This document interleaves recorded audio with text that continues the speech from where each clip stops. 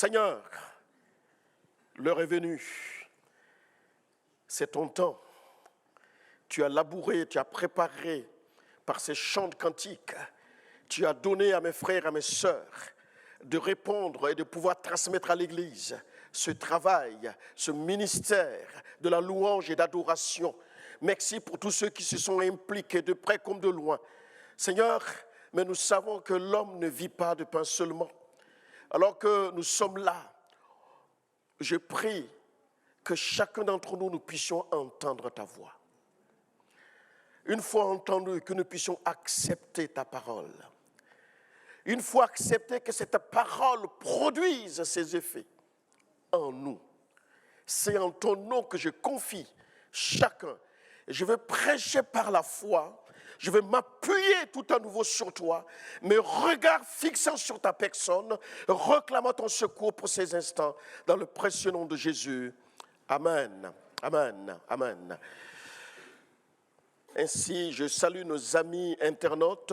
Que Dieu vous bénisse, Dieu vous renouvelle. Merci pour votre fidélité, non pas à l'Église, mais à la parole de Dieu. Et j'ose croire que ce n'est pas un homme simplement que vous écoutez, un site internet que vous visitez, mais vous êtes à la recherche d'entendre la parole, la voix du Seigneur, celui qui vous parle à votre cœur.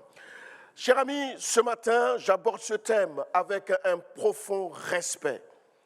Je pense ne pas être à la hauteur, mais je veux croire que Dieu répond. Dans mon esprit, lorsque j'ai appris cette mauvaise nouvelle nous touchant au plan familial, l'humain aurait voulu bousculer les plannings. Après tout, tu n'es pas indispensable. Tu peux laisser la place parce que ça m'a secoué quand même.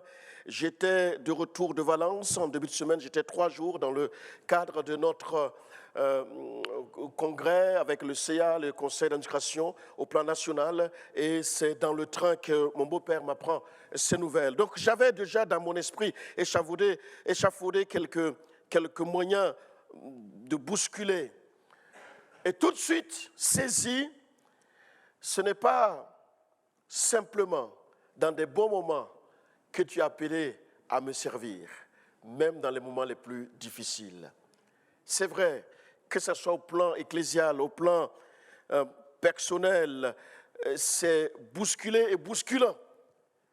Mais je me suis souvenu, et je pense être inspiré, que nous avons une vocation céleste. Et cette vocation, c'est pour des actions terrestres. En d'autres mots, nous ne sommes pas attachés à ce qui se passe là. Tout est tenu par des lois, qu'ils soient terrestres ou célestes. Que ce soit dans le règne angélique, le règne animal,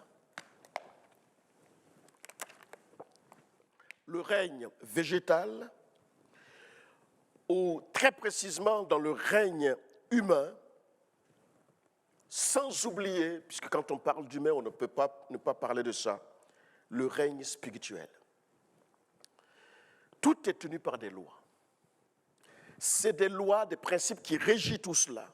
Et en d'autres mots, le Dieu créateur, celui pour qui nous devons toute dévotion exacte, eh bien, est un Dieu de loi. Cependant, c'est l'évangéliste Jean qui nous dira, Jean 4, 24, il est esprit, Dieu est esprit. Et il faut que ceux qui l'adorent en esprit et en vérité. S'il est esprit, s'il nous a créés à son image, nous sommes donc avant tout esprit. Et si nous sommes plusieurs, donc il y a plusieurs esprits, donc il y a un monde, le monde spirituel. C'est pourquoi, j'ose dire, le monde spirituel est un monde qui obéit à des ordonnances spirituelles. Et dans ce monde, c'est la loi du plus fort. Or, le Créateur n'est pas simplement puissant, il est tout puissant d'après la parole qui nous a été déléguée ou laissée. Dans cette dualité, ainsi, soit tu es fort, soit tu es faible. Nous sommes dans le monde spirituel. Il n'existe pas d'autre alternative. Comprenez donc ce matin qu'il y a principalement deux réalités sur lesquelles j'aimerais m'arrêter avec vous, qui établissent la force d'une personne dans ce monde-là. L'homme est d'abord spirituel, grand H. L'homme est d'abord spirituel. Quel que soit ton parcours, tu es d'abord spirituel. Tu existais en Dieu avant d'être manifesté. Et comme l'esprit est invisible,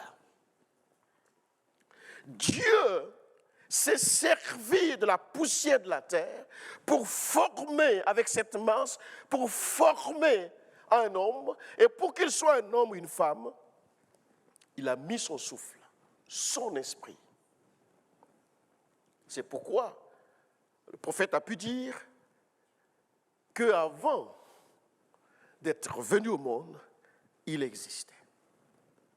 Deux réalités qui établissent la force d'une personne dans le monde spirituel. Et la première des réalités, c'est la position. Notez pour ceux qui notent ou retenez pour ceux qui retiennent. La position.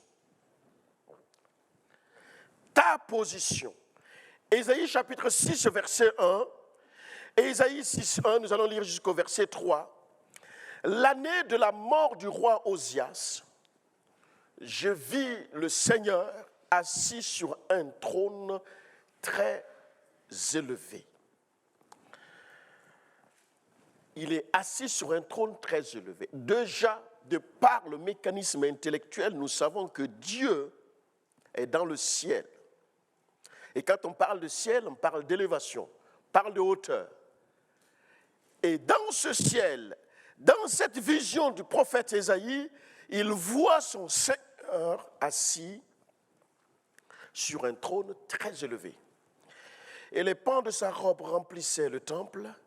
Des séraphins se tenaient au-dessus de lui. Ils avaient chacun 6 ailes, 2 dont ils se couvraient la face, 2 dont ils se couvraient les pieds et 2 dont ils se servaient pour voler. Ils criaient l'un à l'autre et disaient: Saint, Saint, Saint est l'Éternel des armées, toute la terre est pleine de sa gloire. La première réalité qui établit la force et l'autorité de quelqu'un dans le monde spirituel, c'est sa position. Ta position. Notre force dépend de l'autorité que nous avons. Je me souviens, en première, j'avais un prof de français qui était vraiment petit. Petit, pas du tout épais. Et de par sa morphologie, avait peur de la classe. Déjà notre nombre, nous étions 88 en classe. Contexte africain, pour ceux qui sont de ma génération, je n'invente rien. Et on avait 2, 3, rassurez-vous, je n'étais pas parmi les 2, 3, de toute façon, croyez-moi sur parole, qui perturbaient le professeur. Mais dès qu'il y avait un écart, tout de suite, il se référait à l'autorité hiérarchique. Et tout remettait et revenait dans l'ordre. Mais quand vous le voyez, franchement, c'est un petit coup d'épaule et puis peut-être par terre. Mais à cause de l'autorité qui lui a été conférée, à cause de ce qu'il a comme connaissance, quelle que soit ta taille, tes muscles, respect oblige. Et je croyais que c'est parce que justement il avait une autorité et qu'il se réfugiait.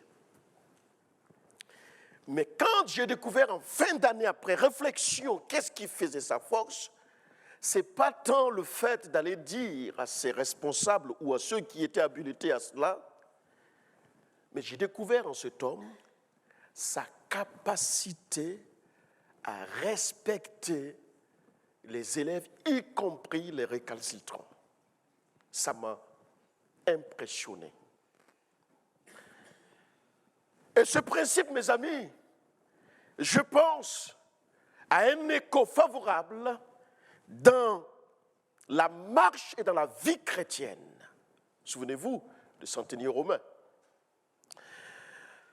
Cette qualité-là, la position, dépend de l'autorité que j'ai. Cela ne dépend pas de mon ossature, de ma masse musculaire, mais de ma position. Plus tu as de l'autorité, plus tu as de la force, plus tu sais sur qui tu es assis. Ta position est importante. Nous comprenons donc que la force est liée à la position occupée dans le monde spirituel. C'est pourquoi le Dieu que nous servons, dans les déclinaisons de ses noms, il y a El Elyon, qui veut simplement dire qu'il est Dieu. Un Dieu, et pas n'importe quel Dieu, nous l'avons chanté. Un Dieu qui tient la route, permettez-moi l'expression si familière.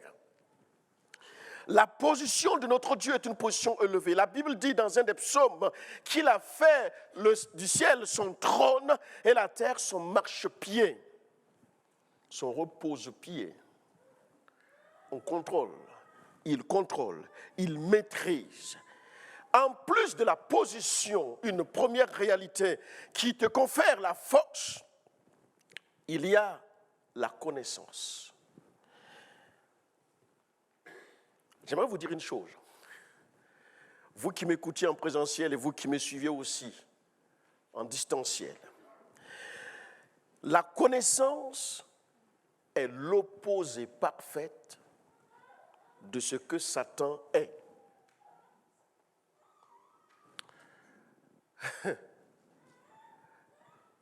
Satan est un vrai ignorant. Je dis Satan.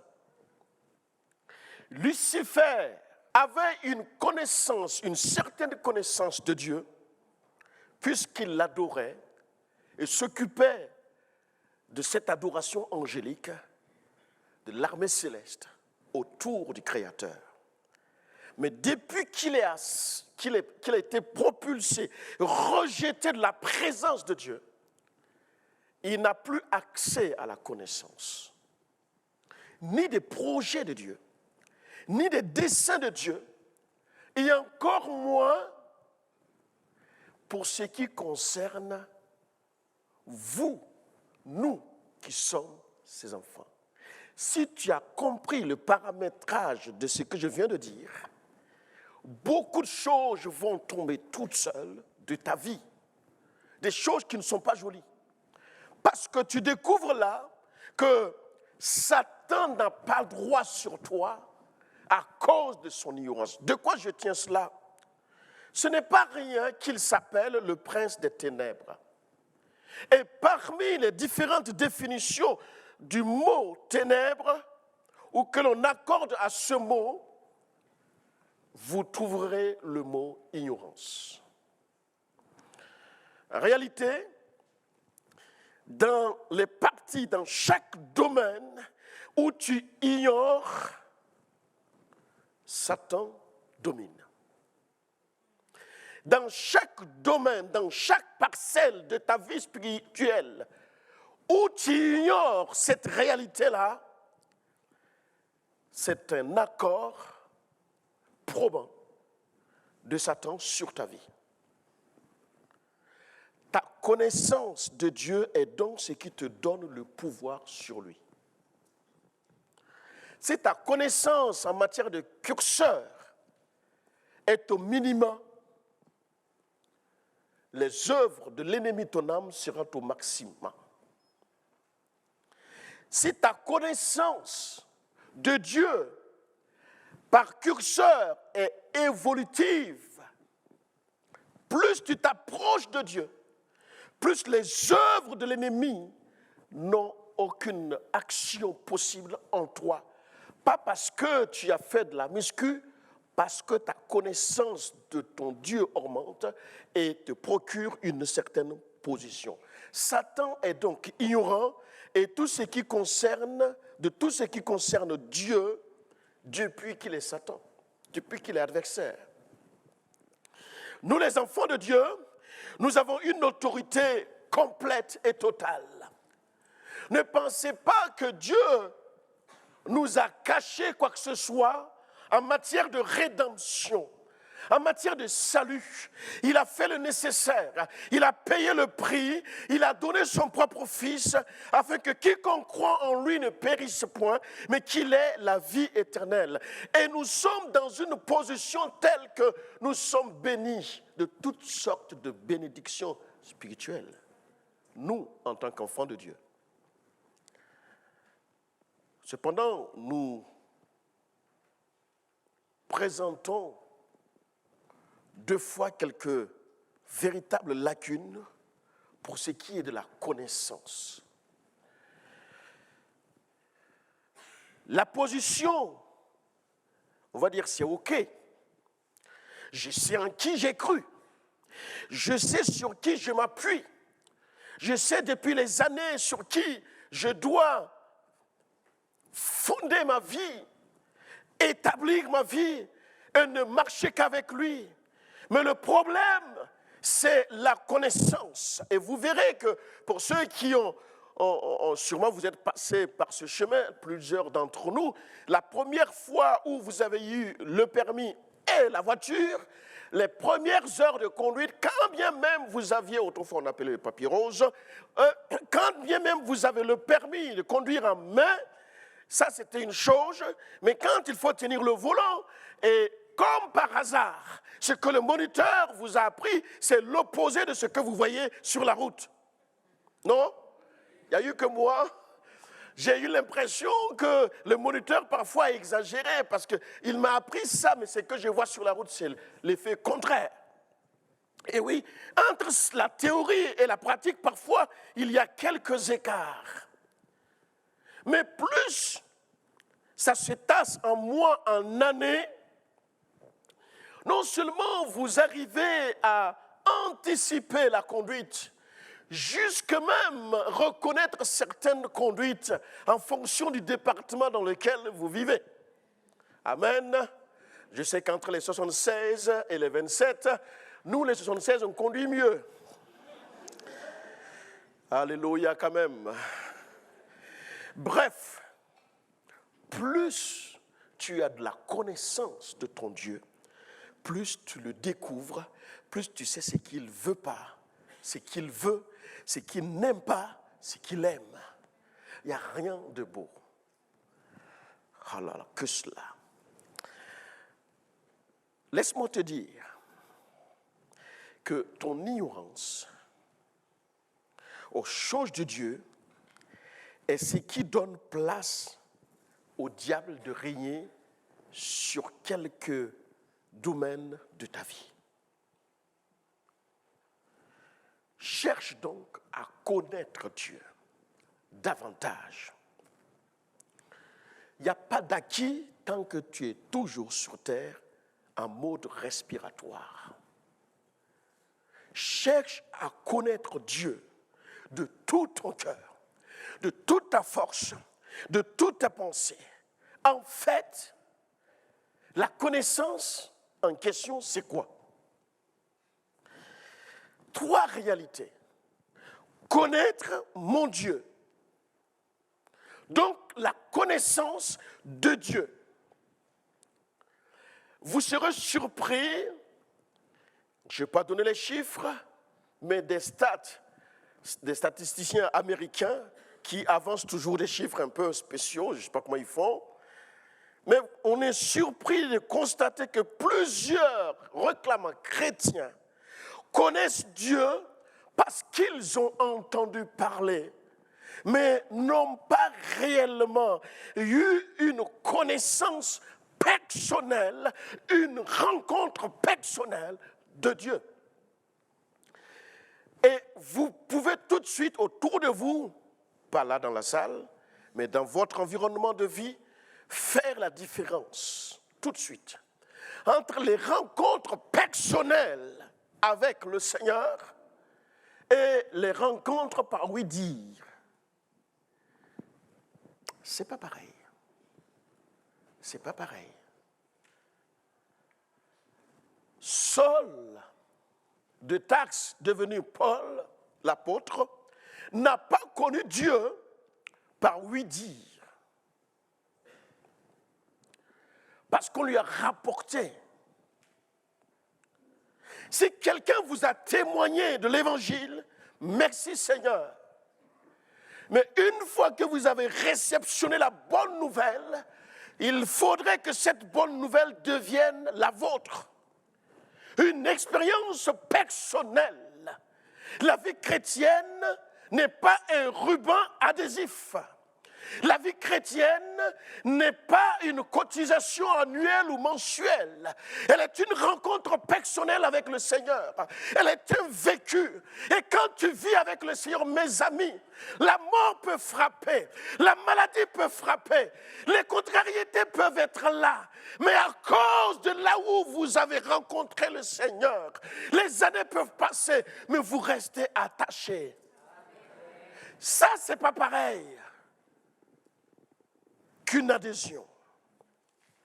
Connaître la connaissance de Dieu. C'est quand même spécial. Quand je lis la parole, je découvre qu'un certain Enoch a connu Dieu. Puisque la Bible dit qu'il a marché avec Dieu. Quand je lis l'histoire d'un certain Abraham, la Bible l'appelle l'ami de Dieu. Lui aussi, il a connu le Seigneur. Mais quand je m'arrête que sur les deux, si je m'arrête que sur les deux noms que je viens de citer, de leur époque, de leur temps, il n'y avait pas une Bible écrite. Il n'existait pas d'église ADD, Assemblée de Dieu. Il n'existait pas d'église. De leur époque, il n'y avait pas les ministères d'honte, c'est-à-dire pasteur, évangéliste, docteur, et tout ce qui s'ensuit. Mais ils ont connu Dieu. Comment? Est-ce juste valable pour eux? Parce que maintenant, on a la Bible. Si c'était le cas, pourquoi sur les 7 milliards, il n'y a pas grand monde qui a accepté Jésus? Quelle est cette connaissance de Dieu? Sinon que la rencontre personnelle. Personnelle. Mes amis, quand tu as eu une rencontre personnelle avec Dieu, même dans le péché, même si tu es plus bas que terre, à cause de là où tu es sorti pour ce qui est du salut, il y a des limites que tu ne franchis pas. Tu ne peux pas franchir. La connaissance de Dieu. Tu ne peux pas, et c'est le deuxième sous-catégorie de la notion de qu'est-ce que c'est que la connaissance, tu ne peux pas connaître Dieu sans te connaître. Donc la connaissance de qui tu es. Oui. Mes amis, nous nous connaissons mal.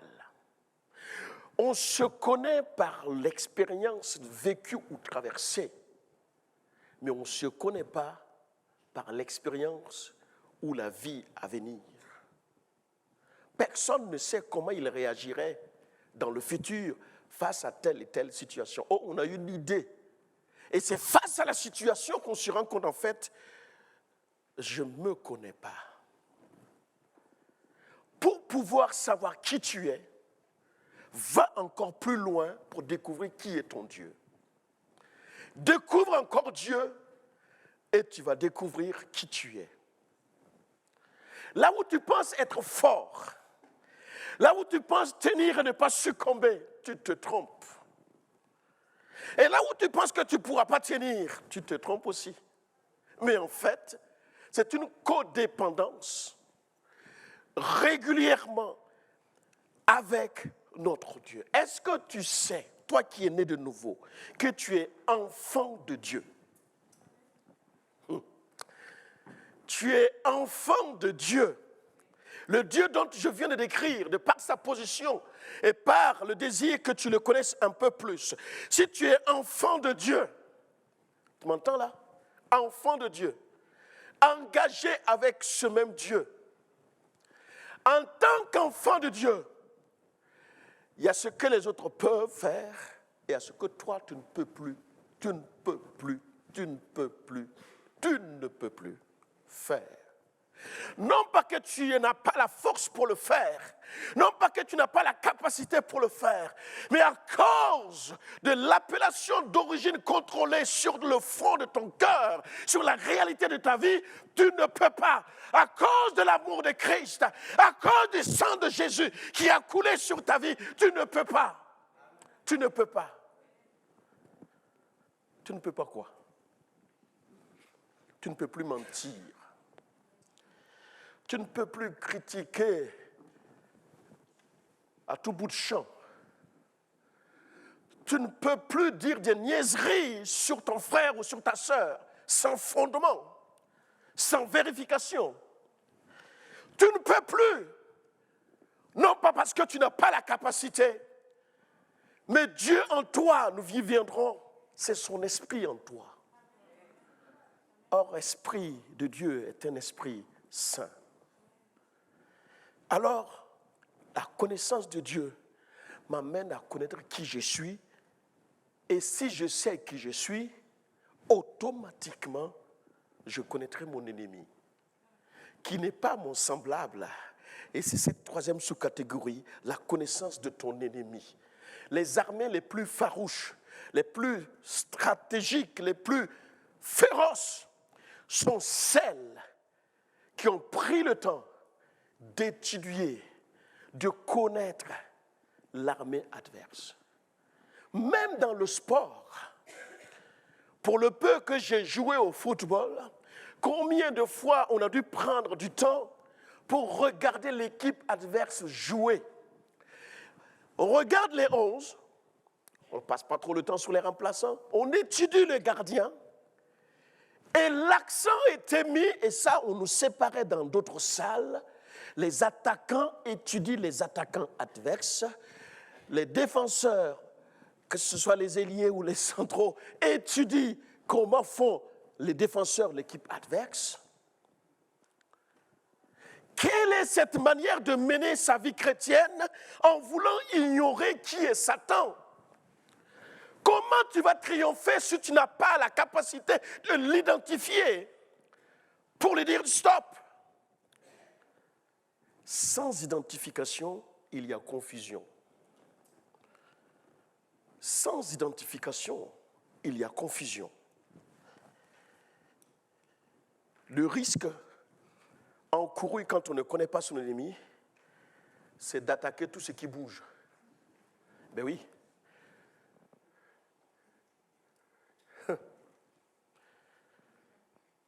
Ils font passer leur drone, toi tu penses que c'est leur avion, et pendant que tu mets le paquet pour tirer sur le drone, par terre tu es brisé. Je suis convaincu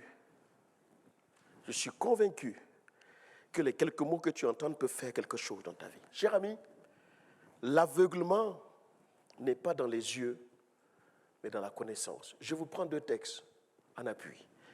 Dans Luc 24, 31, il est écrit « Alors leurs yeux s'ouvrirent et ils le reconnurent, mais il disparut de devant eux. » Nous sommes ici dans un contexte de résurrection. Et Jésus qui parle à 2 de ses disciples sur un certain chemin, connu par les chrétiens, chemin d'Emmaüs.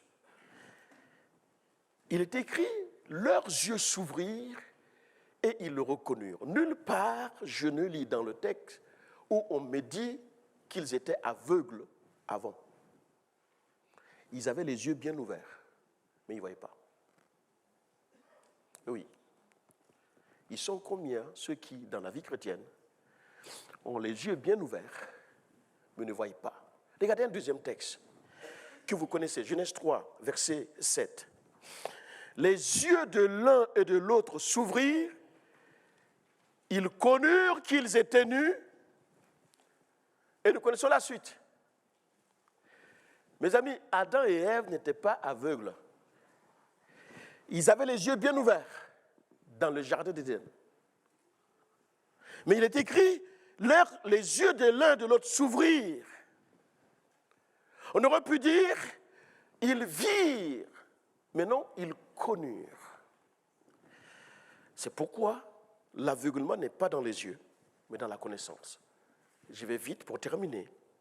Le problème d'Adam et Ève dans ce contexte était dans la connaissance de leur nudité et non dans la vision. Quelqu'un a chopé quelque chose là? Le problème d'Adam et Ève était dans la connaissance de leur nudité et non dans la vision. Certains sont aveugles à cause de leur ignorance. Ma position, note bien, est céleste et mes actions terrestres sont attachées à la connaissance que j'ai de celui qui m'a mandaté, Dieu. Ma position est céleste, mes actions terrestres sont attachées aux ordonnances, aux commandements de celui qui m'a mandaté. Ce qui me donnera de réussir, ce qui te donnera de réussir dans ta vocation, dans tes actions terrestres, c'est de toujours considérer les quatre principaux rôles incontournables du Saint-Esprit qui, dès le début, dès ta création, dès ta naissance, est en toi. 1. Le Saint-Esprit en moi. Le Saint-Esprit en nous, ça s'appelle la conversion, la nouvelle naissance. C'est la vection, permettez-moi de le dire comme ça, c'est la vection, allez, c'est la vection portable de Dieu. Je n'ai pas tout, mais ici, hormis les histoires des cartes bleues et compagnie, je peux voir mon compte, que ce soit Internet, que ce soit bancaire, que ce soit tout ce que vous voulez. C'est la version, le Saint-Esprit en nous. Il est en moi, donc je le transporte. Vous voyez ce que je veux dire? Ça, c'est une réalité.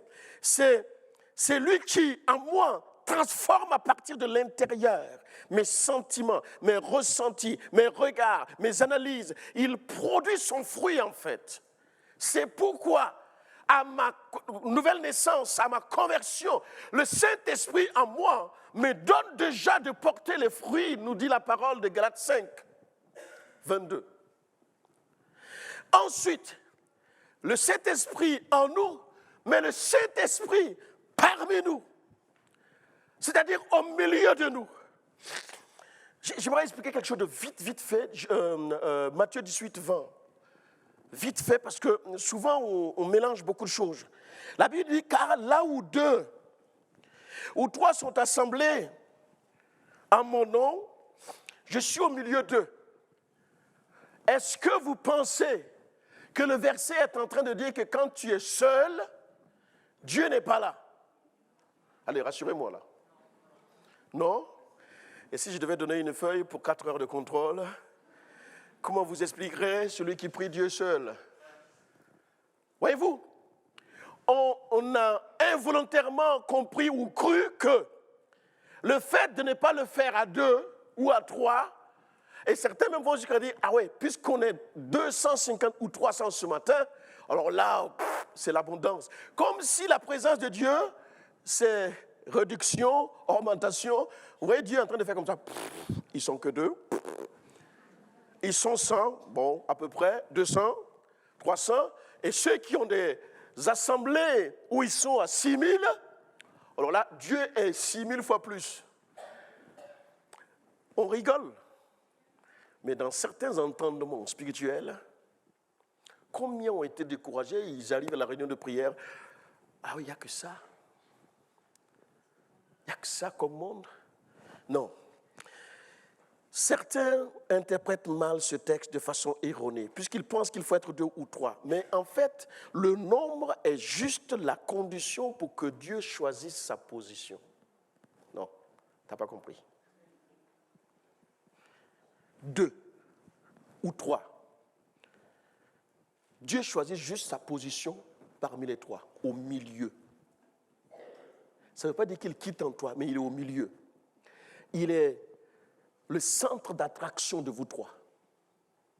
Mais si tu es tout seul ou toute seule, mais il est en toi. Toujours en toi. Le même Dieu qui est en toi, qui choisit d'être au milieu, d'être parmi nous. Et en fait, sa position, c'est une position qui te permet finalement, et à l'Église, de savoir que Dieu ne fait pas de favoritisme. Que tu sois seul, 2, 3 ou 6 000, s'il est au milieu, la même intensité de présence est aussi vraie. Amen. Ce n'était pas mon propos, mais il fallait que j'éclaircisse. Dieu en nous, Dieu parmi nous, le Saint-Esprit en nous, le Saint-Esprit parmi nous, le Saint-Esprit sur nous. Les théologiens l'appellent l'onction, c'est l'onction. C'est le revêtement de puissance. Jean chapitre 20, verset 22. Après ces paroles, il souffla sur eux et leur dit, recevez le Saint-Esprit. Alors, j'ai perturbé quelques-uns là, 2 secondes. Cette parole qui a été annoncée, c'était avant la Pentecôte. On est d'accord? Bibliquement parlant, les disciples avaient reçu le Saint-Esprit avant d'aller à la chambre haute. Oh là là, le dessert ne va pas bien passer ce midi-là.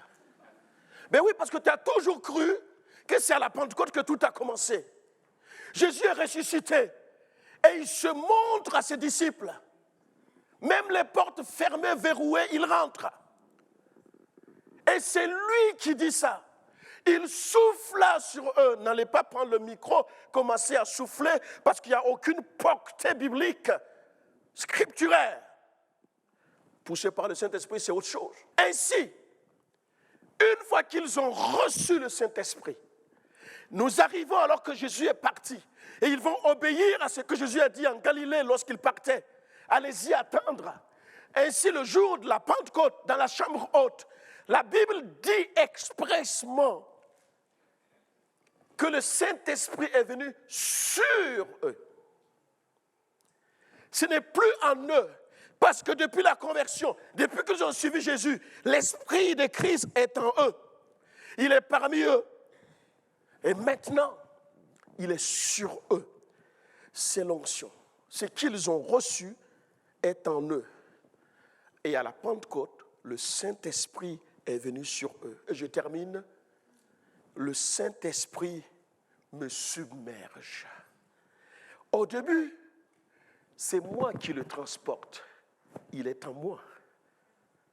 Là où je suis, il est. C'est pourquoi, après ta conversion, quand tu mènes des actions d'autrefois, le feu rouge s'allume. Tu n'as pas besoin d'un pasteur qui flique, qui te suit partout pour te dire ça c'est bien, ça c'est pas bien. Non, non, non. Le Saint-Esprit en toi te dit, oh, non, oui, vas-y, non. Toi, tu le portes. Mais quand tu arrives à cette dimension-là, le Saint-Esprit te submerge. Plus toi qui le transporte, c'est lui qui te transporte. L'apôtre Paul dira, j'étais ravi de l'Esprit. Et quand le Saint-Esprit te transporte, tu ne feras pas toujours ce que tu veux. Gilbert, tu ne prêcheras pas toujours ce que tu veux. Tu comprendras que le Saint-Esprit est un pédagogue exceptionnel. Et ça, c'est magnifique. Voilà le message sur mon cœur ce matin pour toi. Comprends que tu as une vocation céleste pour des actions terrestres. Ce n'est pas détaché, mais c'est attaché. En d'autres mots, tu es l'ambassadeur du ciel. Même si tu es burkinabé, non, je ne suis pas ambassadeur de Burkina Faso auprès des Havrais. Je suis ambassadeur de Christ sur cette terre. Mes amis bretons, c'est bien le demi-sel, mais la Bible dit que nous sommes le sel de la terre. C'est entier. Amen. Seigneur, je te bénis pour ta parole. Je te rends grâce pour ta parole. Merci pour la vie qu'elle communique. Merci pour sa véracité. Merci pour nos amis qui la reçoivent et qui veulent marcher d'après elle. Père, que cette parole nous oriente, nous restaure, nous éduque, nous donne de nous appuyer en toutes circonstances sur elle. Nous ne voulons pas oublier notre vocation. Nous ne voulons pas oublier que nos actions sont teintées et dictées, amenées par l'Esprit de Dieu qui est en nous, qui est parmi nous, qui vit en nous et qui est sur nous. Donne ton nom gloire dans toutes nos actions, dans toutes nos entreprises, même celles dites d'église, dans le précieux nom de Jésus. Amen. Amen. Dieu vous bénisse.